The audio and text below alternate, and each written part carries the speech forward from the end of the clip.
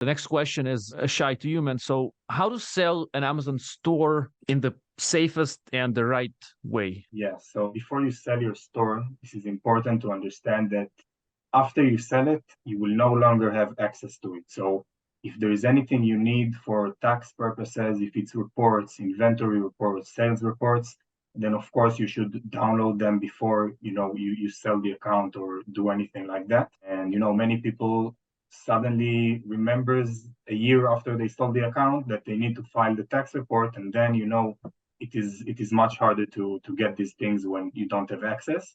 Mm-hmm. And another thing is to make sure that the ownership transfer, as Omar mentioned, is done by a professional or someone with experience that done this before. Many things can happen during the transfer, and you don't want the account to get deactivated or for Amazon to cause any issues. So very important to use someone who's experienced.